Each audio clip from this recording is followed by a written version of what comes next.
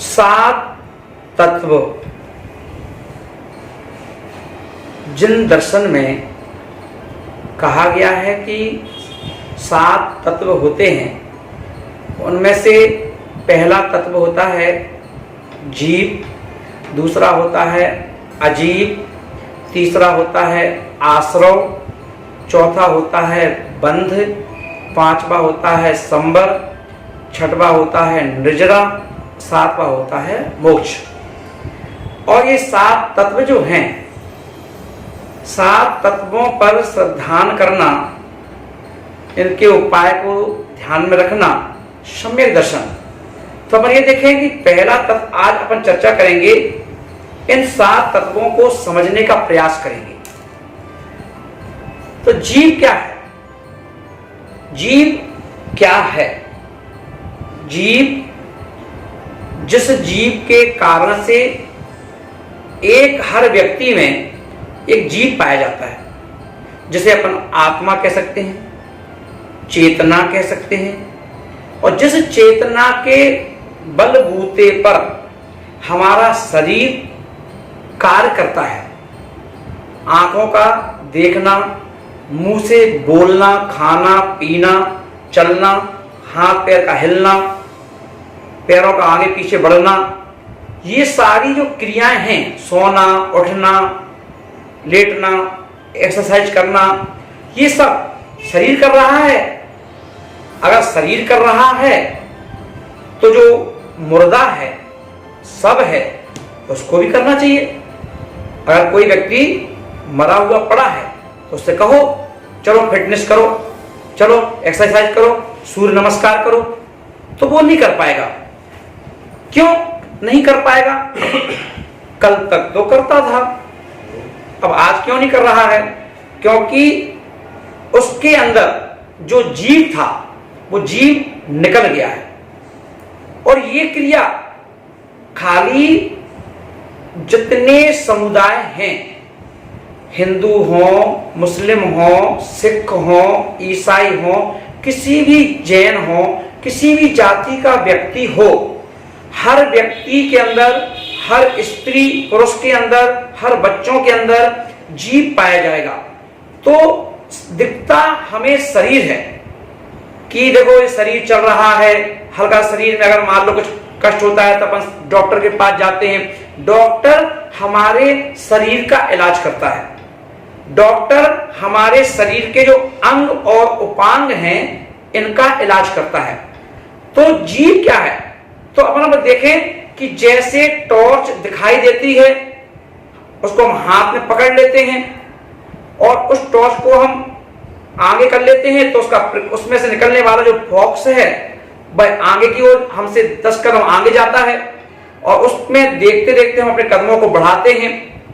तो ये बतलाओ, जो टॉर्च हमें रास्ता दिखा रही है, तो वो टॉर्च रास्ता किसके बल से दिखा रही है? दिखती तो टॉर्च है। तो टॉर्च शरीर है और उस शरीर में यदि कोई जीव की तरह, जीव नहीं, ये ध्यान रखना, शब्दों पर ध्यान देना, जीव की तरह उसका है वो सेल। यदि सेल निकाल दिया जाए तो टॉर्च बेकार है, और सेल कभी वीक हो जाते हैं तो टॉर्च बंद हो जाती है।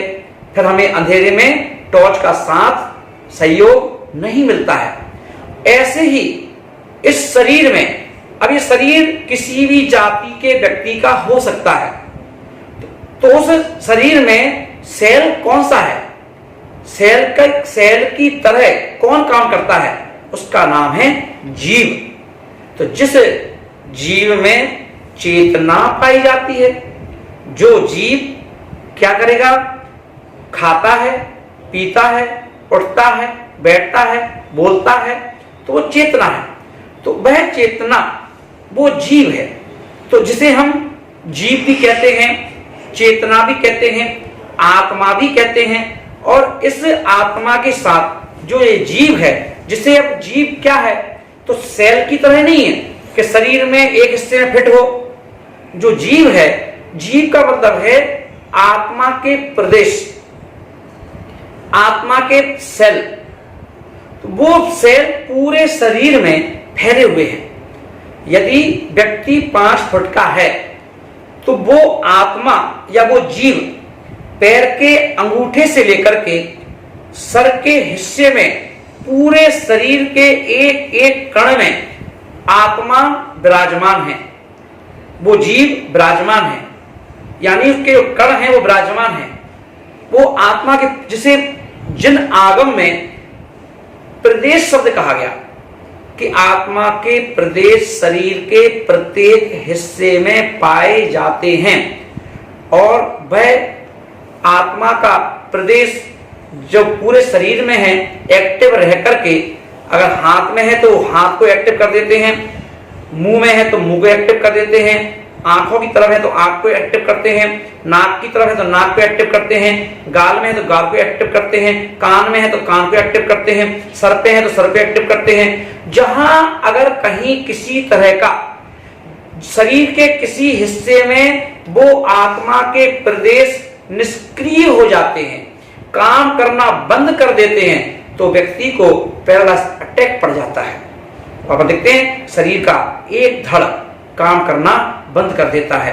कहीं व्यक्ति को सिर में क्या हो जाता है ना, ब्रेन हेमरेज हो जाता है, और ब्रेन हेमरेज हो गया यानी क्लॉट जम गया यानी कि क्रियाएं जो है वो बंद हो गई, तो व्यक्ति को पैरालाइसिस अटैक पड़ जाता है और व्यक्ति का जीवन खतरे में आ जाता है। तो इसीलिए जो जीव है, जीव की एक अपनी बड़ी महत्वता है, और वह जीव हमको, शरीर से हम पाप करते हैं, शरीर के माध्यम से हम झूठ बोलते हैं, शरीर के माध्यम से हम हिंसा करते हैं, चोरी करते हैं, वासना का खेल खेलते हैं, परिग्रह इकट्ठा करते हैं, क्रोध करते हैं, मान करते हैं, मायाचारी करते हैं, लोभ करते हैं।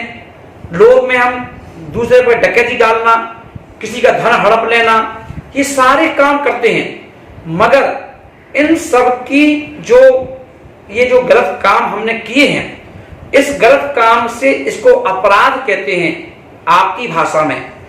और ये अपराध यदि पुलिस के पास रिपोर्ट के रूप में किसी ने शिकायत कर दी तो पुलिस आप पर केस कर देती है, थाने में जेल की सजा, आपको सजा सुना दी जाती है कि आपको 2 साल की, 1 साल की, 6 महीने की कैद में रखा जाएगा पनिशमेंट के रूप में। मगर अगर मान लो ये केस बाहर नहीं निकला, ओपन नहीं हुआ, तो आपको मालूम है कि ये जो जीव है, शरीर की उम्र इसी भाव तक है, किसी की 40 साल, किसी की 50 साल, किसी 60 साल, किसी 70 साल, किसी 80 साल। और व्यक्ति जिसको अपन कहते हैं कि आयु पूर्ण होते ही मर जाना, और जब मरने का मतलब क्या है कि जो अंदर जीव है, शरीर के अंदर पाए जाने वाला, वो जीव आपके शरीर का साथ छोड़ करके बाहर निकल जाता है, और जीव के निकलते ही ये शरीर आपका 2 कौड़ी का हो जाता है। इसे कोई किसी भी कीमत में लेने को तैयार नहीं है। यहां तक कि घर के लोग भी इस शरीर को घर से बाहर निकाल करके शमशान घाट में ले जा करके उसे जला देते हैं। जिस व्यक्ति को हल्की सी तपन होती थी तो गर्मी लगती थी, धूप में जाने से गर्मी लगती थी, एसी में बैठता था, पंखे में बैठता था, कूलर में बैठता था, और उसी व्यक्ति को आज लकड़ियां इकट्ठी करके और उसको जला दिया जाता है। तो किसको जलाया? शरीर को, क्योंकि शरीर के लिए जो सहयोग मिल रहा था जीव का, वो मिलना बंद हो गया। तो इसलिए अब वो जीव कहां गया? तो ये ध्यान रखना, अब ये व्यवस्था यहां से कर्मों की है। अब शरीर से आपने इन 60 साल में, 70 साल में कितने अपराध किए हैं, कितनी बार आपने हिंसाएं की हैं। अब हिंसा का मतलब मर्डर करनी नहीं है, छोटी छोटी हिंसा है, छोटे छोटे जीवों को मारा हो, खाने की लालच से, है ना, शौक के लालच से, किसी वस्तु के माध्यम से।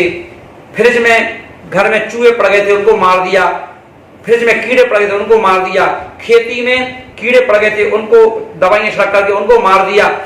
किसी भी तरह से एन कैन प्रकार ने जो आपने हिंसा की है और उसका आपको कोई मलाल भी नहीं है, उसका आपको किसी प्रकार की कोई दुख भी नहीं है। जो आपने हिंसाएं की हैं वो सारी हिंसाएं इकट्ठी होकर के अब आपको उन सबका जवाब देना पड़ेगा। किसको? कर्मों को। कर्म आपके इन अपराधों को देख करके डिसाइड करेंगे कि अब इस जीव को, अभी तो मान लो भारत में था, भोपाल में था, दिल्ली में था, बंबई में था, महाराष्ट्र में था, राजस्थान में था, कहीं भी था, मगर अब तुमने इस शरीर से जो अपराध किए हैं उन अपराधों को, सूची को देख करके उनका हिसाब किताब लगाया जाएगा कि आपने कितनी हिंसा में आनंद मनाया है, चोरी करके आनंद मनाया है, परिग्रह इकट्ठा करके आनंद मनाया है ना, वासनाओं का खेल खेल करके आनंद मनाया है ना। तो इसके लिए आपके जीव को अब आपको क्या रेफर किया जाएगा कि आपको अब मनुष्य की पर्याय को छुड़ा करके अब आपको नरक में भेजा जाएगा। अब आपको तिरंच गति यानी पशु गति में, पक्षी जो हैं उस गति में भेजा जाएगा, है ना। अब आपको अच्छे, अगर आपने अच्छे कार्य किए हैं तो आपको स्वर्ग में भेजा जाएगा, है ना, या आपको मनुष्य गति में पुनः भेजा जाएगा। तो ये डिसाइड कौन करता है? तो जाएगा जीव। शरीर तो यही छूट गया, शरीर तो यही मर जाएगा, शरीर तो यही जला दिया जाएगा। तो वो जीव जो है शरीर से किए हुए अच्छे कर्मों के लिए अच्छी गति में जाएगा और बुरे कर्म किए हैं तो नीची गति में जाएगा। 4 गतियां होती हैं, नरक गति, त्रियंच गति, मनुष्य गति और देव गति। तो अगर आपने अच्छे कार्य किए हैं, भले ही आपका जन्म किसी भी समुदाय में हुआ हो, पर आपके परिणाम कैसे थे, आपके विचार कैसे थे, आपका व्यवहार कैसा था, इन सबको देख करके आपकी गति बनेगी कि आपको नीचे भेजा जाए या आपको ऊपर भेजा जाए। इस प्रकार से आपकी सजा मुकब्बल की जाएगी। इसलिए आपको समझ में आया होगा कि जीव यानी आत्मा, और आत्मा के कारण से ही हमारे शरीर का हलन चलन होता है। शरीर को भागना, दौड़ना, रुकना, खाना पीना, ये सारी जो स्थितियां हैं ये जीव के सहयोग से ही संपन्न हो पाती हैं। इसलिए ये जीव है जिसे जैन दर्शन में पहला तत्व कहा गया। इस जीव के बिना सारे धर्म अधर्म बेकार हैं, इसलिए पहले नंबर पे इसको रखा गया जीव। तो आपको समझ में आ गया होगा कि इसे जीव कहते हैं।